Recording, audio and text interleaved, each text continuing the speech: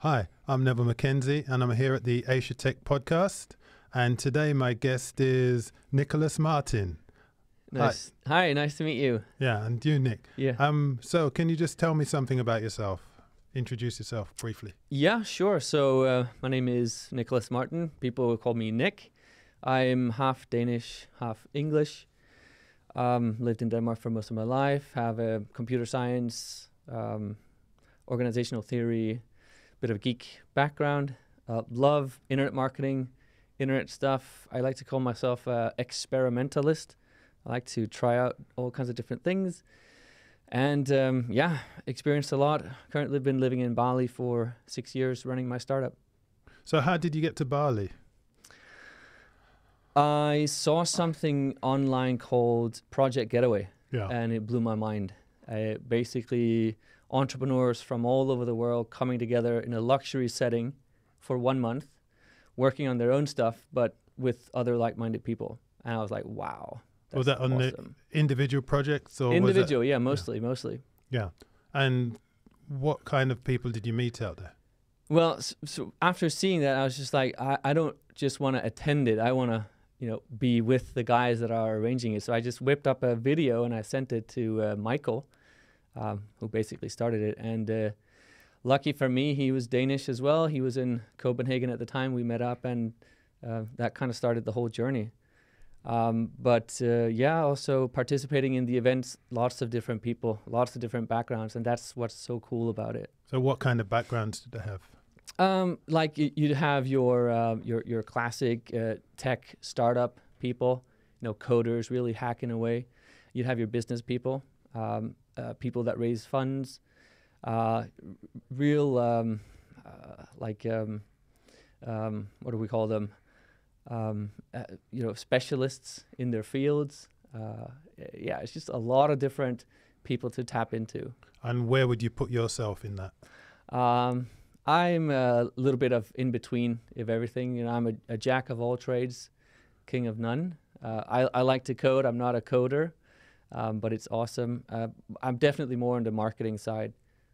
Yeah, well, I find if you're an entrepreneur, people tend to have to do bits of everything. Yeah. So, yeah, absolutely. And that is something that if you don't know how to do it, you have to figure out how, because in the beginning, you're usually always solo, but quickly you get co-founder and move on. But you learn a lot of different things you would never learn at university or school or even at a job. Yeah. So what are you working on at the moment? So we're working on MagLoft. It's a digital publishing platform. Essentially, it's an app builder for people that want to distribute content. Our classic clients are print magazines that want to go digital. So we have like a whole platform set up. They can just use their browser to get their content in, design their app, look and feel. And then we build it and submit it to all the major app stores. So you build the app? Yeah. And does the user, do they need to go through you each time, or do they just log on and then start building something? Yeah, good question. Yeah, so the initial setup, they need to go through us and our platform. We have like a real easy step-by-step. This is what you need to fill out. This is the information we need. And then we build the app and submit it. And once it's live, when they want to publish new content, they do that. They control that on their own. So they just hit the submit button. Either they'll upload a PDF, or they can use our editor to create content, connect their blogs, all kinds of different things to do that. So when the app is live and they just hit publish, that content goes straight into the app. So there's no waiting on that part. So when the app is live, what kind of skill level would they need to have? The biggest challenge we see is creating content. So if you already have content sources in place, or you have existing content from PDFs, print, website, blog, that kind of thing, it's super easy. You can just reuse that directly. So if they had, say, PowerPoint skills, they'd be able to use the app? Yeah, essentially they would, because we do support PDF. It's not really what we love to do, because all of our content is centered around being responsive and interactive, because that's what you really want as a reader going through the app. You don't just want to swipe and pinch to zoom a PDF. So I guess we have a tool, an editor, which has a slight learning curve, but it's very similar to website builders, drag and drop, that kind of thing. Yeah. So Okay. yeah. So what is the specific, who would be your typical client? Yeah. Would it be, say, a big company, or would it be a small startup, or a one-man show or one-woman show? That's such a great question, because I think we've touched on every segment we possibly could. From when we started, it was really meant as a do-it-yourself platform to connect coders and publishers. So since then, it has just grown enormously. You know, we didn't have an editor, we didn't have a nice layout or a guide, we didn't have automated app building and app submission as we have today. It was actually us. We were sitting in Xcode and customizing the title, the colors, the button for each client individually. But that's all automated today. And in terms of content, what we can support, that has also grown enormously. So we have clients. I always love to bring up Oddities, which is a indie magazine focused on UFOs and the extraterrestrial. Yeah. It's really cool. We have another indie publisher who is called Bully King. So it's not just pets or dogs. It's actually bullies. Really cool as well. And then we go all the way up to professional publishers that have multiple publications and enterprises. We've worked with Yahoo Singapore, currently working with Amway, which is our largest client for now, Prudential insurance company. So they use it for internal communications and promotional material. And our product and service has a ton of use cases, which is a blessing, but also a little bit of a challenge, because you don't just want to spread yourself too thin at once. And where did you get the idea from? How did you come across the idea? So essentially, I'm an affiliate marketer by heart. So I had a website, a Danish website targeting Danish people, teaching them how to use WordPress to build websites. And I wanted to expand on that. But I didn't want to just create an English version, because the competition on that would be huge. So I stumbled across Apple Newsstand, if you'll remember that phenomenon. And then I was like, okay, I'll search for WordPress in here. And there was one magazine. So one magazine about WordPress. I'm like, wow, okay, I can compete with one. So that's how the idea came about. I'm like, all right, I want to do a digital magazine about WordPress, because I'm already doing it. It's just a different format. And then I quickly learned that it was either insanely expensive or technically challenging. So I love a good challenge. I took it up. I'm a bit of a do-it-yourself guy, but it was like, if you've ever tried to build an app and get it submitted, it's super challenging. So then I thought, okay, got to be a better way. And that's how we started. So how long have you been going now? 5 years. 5 years? Yeah, 5 years. And how big is your company? So we're 9 employees, including myself and Toby, my co-founder. And we've got about 150 clients today that we're servicing. And yeah, it's been a crazy ride from the beginning. So we're 100% bootstrapped. We haven't taken any investments yet. So it's been a real grind, but we've loved every part of it. So how did you finance yourself in the beginning? Just from our own pockets, but we very quickly launched our first paid product. We started coding in June 2013, and by January the next year we had our first product out. It was a whopping $9 a month. And then from there we just grew it. We were very customer development driven. We would sell our souls to the highest bidders. No. Yeah. But you're always like, okay, because all the revenue that we had, we just reinvested it totally into the company. And Toby and I, we were able to manage staying alive. So you didn't take out any bank loans or any credit card debts? No, we didn't. We had a little bit that we put in ourselves. So I guess you could say we've been profitable almost from day one. And are you looking for any investors? We're always very interested speaking with people. because we're doing quite well financially, the money wouldn't be the biggest drive for us, but absolutely in terms of strategic partners and people that can help us connect with our target audience on a more efficient level, that would be very interesting for us, because we have a really solid product, amazing support, and we just need ways to get out there and connect with these potential customers. So how do you see yourself growing? I mean, your ideal path for growth, what's that? Interesting. We're actually right in the middle of that. So we are wanting to build out a sales team. We really need our sales manager, so to speak, or someone that has a lot of experience building out a sales team and really starting that process. So that's what we're currently really looking for.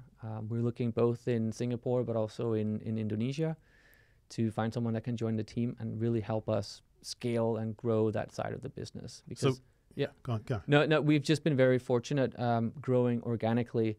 All of our large clients have found us either Tech in Asia, the conference, or organically from our website. But it's time to put the pedal to the metal and really get out there. And that's the next step for us. So you're looking for people in Indonesia and Singapore. So would they be based in their home countries, or would they have to move? Yeah, really interesting question. I think it would depend. So we've been able to build a global business out of Bali. Yeah. And we've been able to connect with everyone in all the different time zones, and that has gone really well. And for me personally, that's the kind of business that I'd like to build and also work on, which is also why in terms of sales team and where are they placed and do they need to be close to the customers and a time zone and all that, hopefully not. Hopefully they could be based anywhere. Like my mantra is really to be able to work when and where I'd like. And I just like everybody in the company to have that opportunity as well. I do realize that sometimes with sales, if we're really going for the larger enterprises, obviously having a face-to-face meeting makes a lot of sense. But so far, I'm not really convinced. I do believe it can be done with the infrastructure and the tech and all the possibilities that we have today. Yeah. Well, when you were mentioned and you mentioned that you lived in Bali, there was quite excitement with people here. They're saying, "Oh, Bali, that's a great place to work." Yeah. So I think somebody moving from Singapore to work to Bali wouldn't be too difficult. No, absolutely. It's actually a bit of a carrot that we can offer. We have a really great collaboration with a co-working space called Live It Hub Bali, Live It Hub Sanur.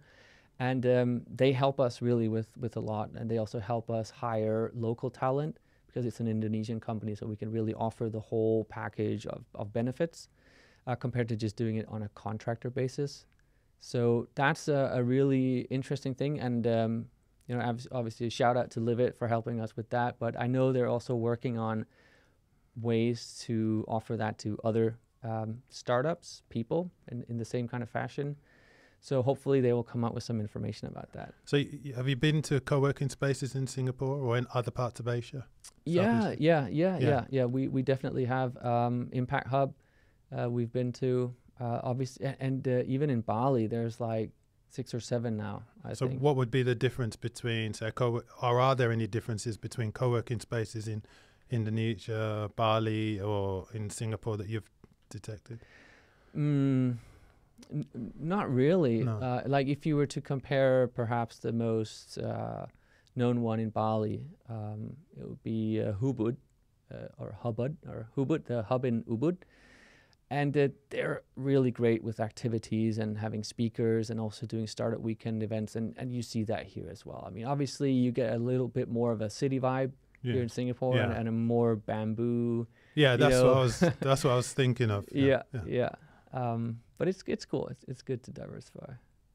So you're obviously not looking for money, but if some came your way, what would your sort of idea, what would your path then become if somebody just said, look, I know you're not looking, but here it is. Yeah. No, definitely, like I mentioned earlier as well. So my background is very, I'm the experimentalist. I like to start up things, come up with crazy ideas to the table and really drive that way. Toby, my co-founder, is very technical. He's also a great businessman, but we're really looking for that third leg, if you could say, that the sales expert, the person that has a lot of experience and has done this before. And obviously, with that person in place and some funds, it would be faster to grow that team and also to experiment with different sources and ways to reach more clients. So that would, most of that would probably go that way, because we're really like ready to scale the sales. Tech is in place. Finances are in place. So, yeah. So, okay, so you're looking for salespeople or salesperson, and once you've found that person, which market would you head for first? Yeah. Great question. Obviously, we would kind of look at our existing customers and where are they and how much percentage of revenue is coming from the different regions. So we're definitely looking at US. We're looking at UK, but also Australia is a very interesting market for us, both because it's fairly close to where we are, but we also have many of our customers from there. And after mentioning those, we pretty much have clients all over, which is very exciting for us. Like we got a lot of interest from South Africa, which was a little bit, unexpected. We weren't really expecting that. Yeah. So, I mean, if we were to choose one, it would definitely be Australia, as it seems to have a lot of potential. And Singapore as well, but we've attempted, but nothing really fruitful has come out of that yet. Yeah. So when you started off, what challenges did you face in the beginning to start off? Which one?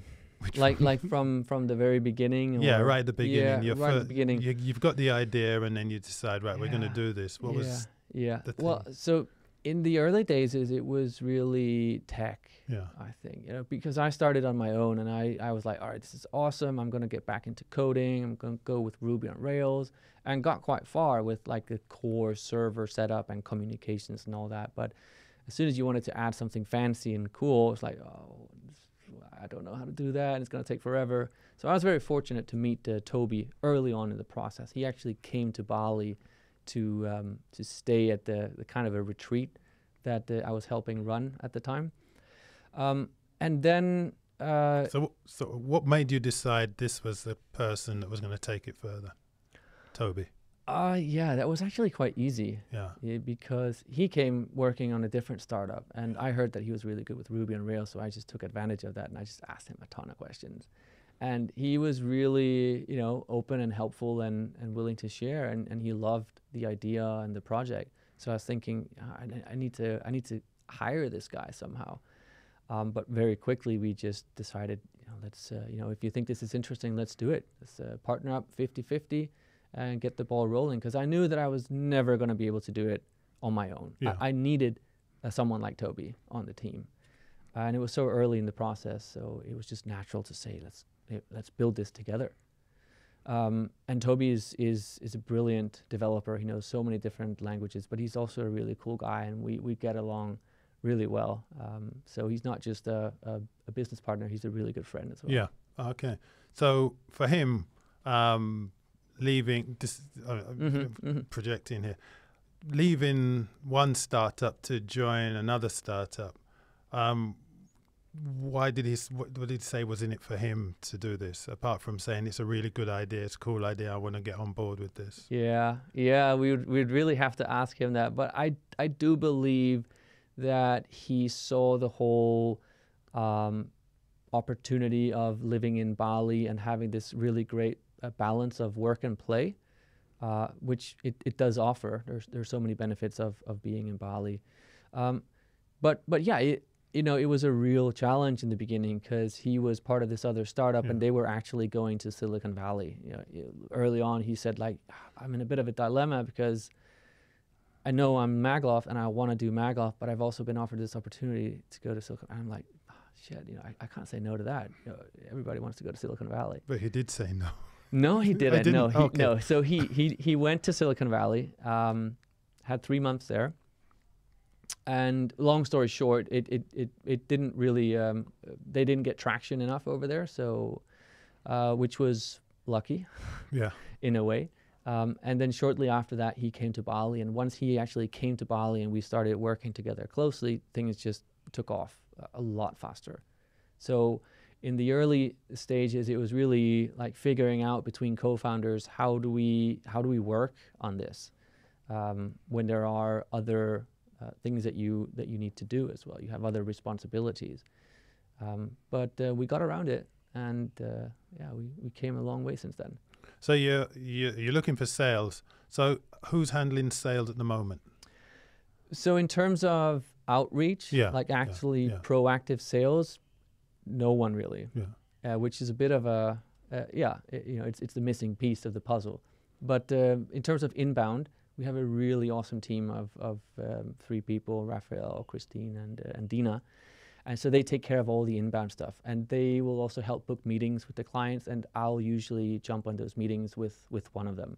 So any incoming calls that we have, I love to get on calls with our customers and potential customers, because you learn a ton from speaking to them directly. So I guess I do that. And of course, Toby joins in on the more tech heavy, because we get a lot of different inquiries, and I understand that companies are looking for unique solutions, and they want to be special and look special. So luckily for us, we can also offer that real custom sense and progress. So why do you feel that you need to be an entrepreneur? Why do you feel that this is the role you want to play? Why not just get a job with somebody else and try and do the same thing or a similar thing that's more secure? I mean, I had that. I used to work in a bank back in Copenhagen before I left for my Bali adventure. How long did you work in the bank? I was there for almost 6 years. 6 years? Yeah, in different stages, but the last 4 years I was an analyst at the retail bank. I loved it. I had awesome colleagues, a really good job, good pay, good bonus, interesting projects to do there. But I just knew that I could never do a 9 to 5 for the rest of my life. It would be much too of just a regular thing going through. And how long have you been doing what you're doing now as an entrepreneur? For me, it really started back when I was 18 years old. I got introduced to a pyramid scheme, and I thought the business model was absolutely brilliant. Obviously, you learn a lot after that. Luckily, I didn't build any business on it, but that was the intro for me. And slowly, I got into internet marketing and affiliate marketing, and I just fell in love with it. And being able to create something and offer it to people worldwide, and they get value from that, it's just a massive rush, a massive kick for me. And that's what I'll be doing for the rest of my life. There's no way I'm going back and getting a job. So if somebody was to leave college or be the 18, what would you advise them? Would you advise them to work first, get some experience, or would you say, no, just jump straight in and join us in Bali?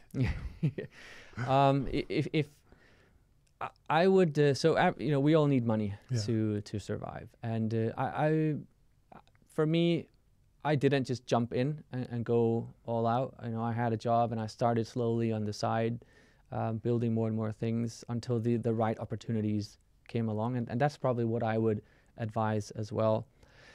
I'm probably not going to get very popular for saying this, but I don't find any value, or not much value, of universities and school if that's the route that you go. Did you go to university?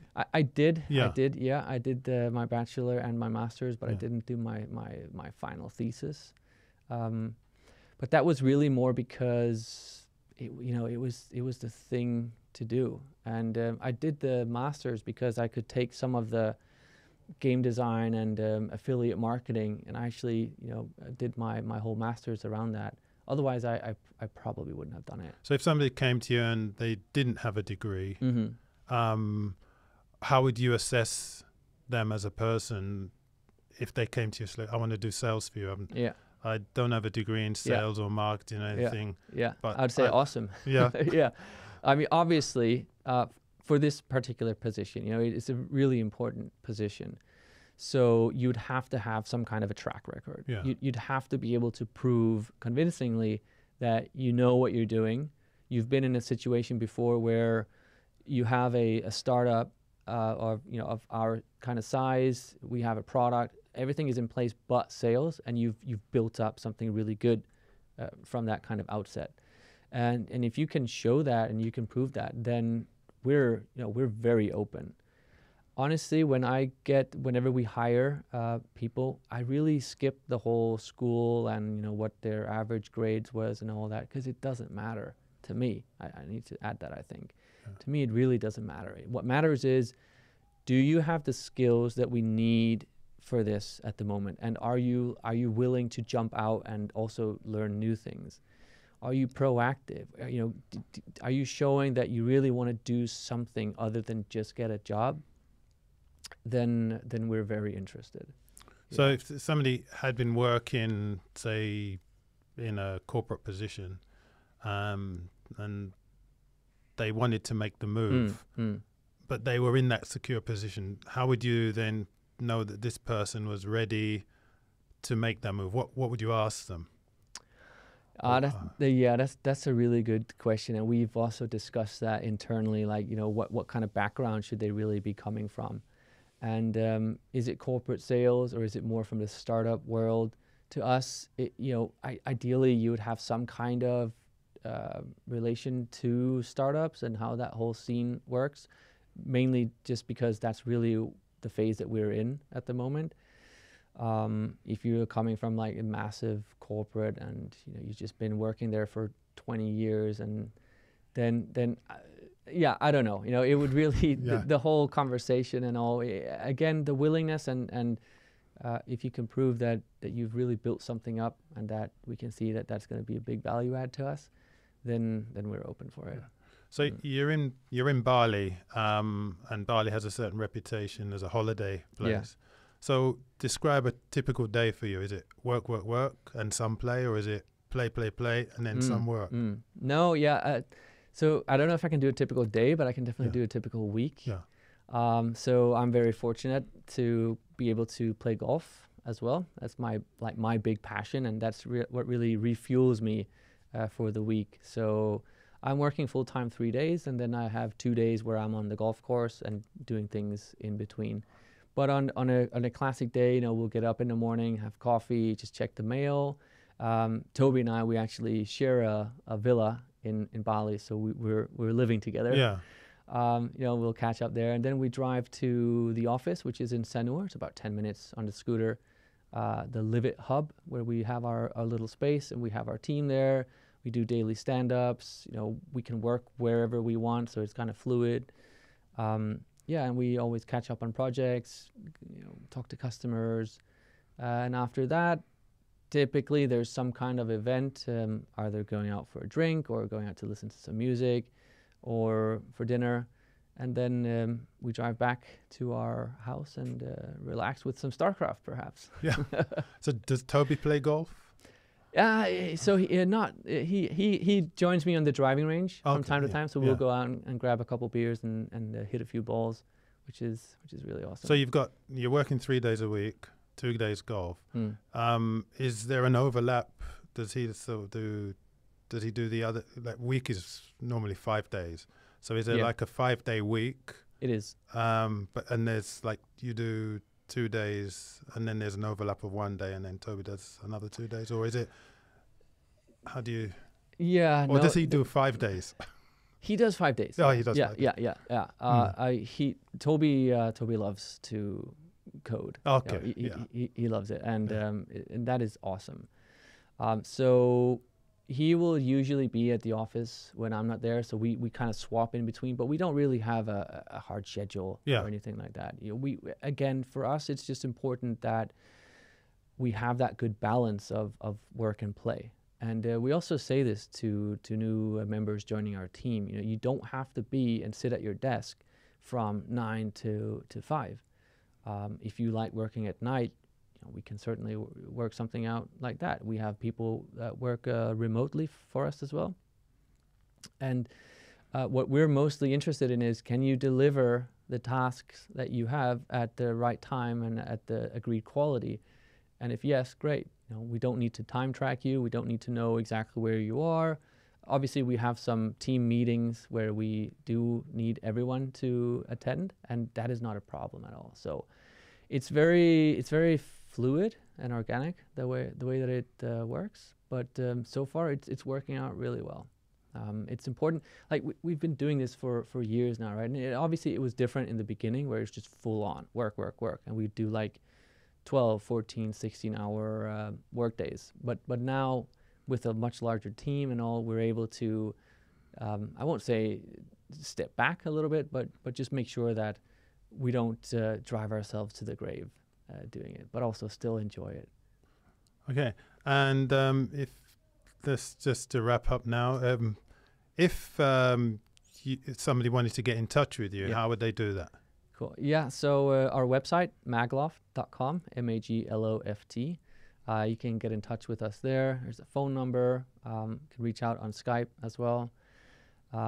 We'd love to obviously talk to anyone that could be interested in joining a startup, and building out a kick-ass sales team. That would be awesome. You can find me on my website, nickmartin.com. LinkedIn, obviously. You can just search for MagLoft there as well, and you'll find us. Generally, if you just search for MagLoft anywhere, we'll show up. How do you spell MagLoft? MagLoft. Okay. Thanks very much, Nicholas. Yeah, thank you. And we'll keep in touch. Awesome. All right. Thanks a lot.